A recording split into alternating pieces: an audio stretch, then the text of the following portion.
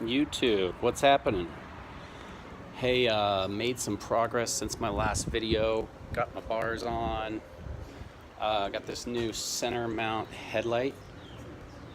So we've done a little bit of, light fab work, just making a little bracket for that guy and kind of trim down the battery box to fit this skinny battery a little better. But as you can see, I've got, all of the M unit madness going on. We're really just, kind of just going over everything.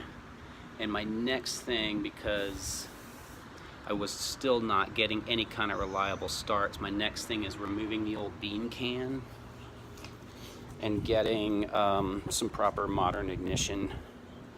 That's the next step, just waiting on that. But the rear is all cleaned up and wires tucked away, I've still got to reconnect, the back brake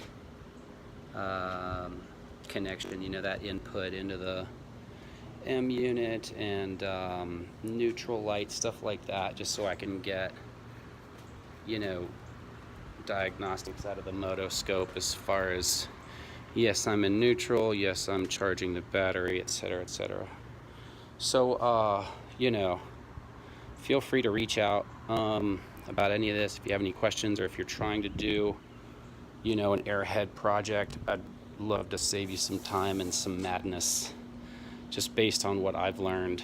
But yeah, super stoked. And then I'll be getting a new dyna, like the brown dyna or whatever, the modern ignition coil, newer 5 amp wires, 5 amp.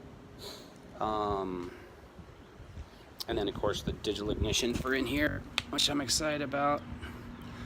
So yeah, hope you guys are doing good. I know I'm ready to get this thing on the road and start riding it, and I'll try to remember to do kind of a, well, hopefully like a full-on reveal photo, video, whatever here shortly. Just trying to exercise patience. I'm sure you can relate. I'll see you guys later.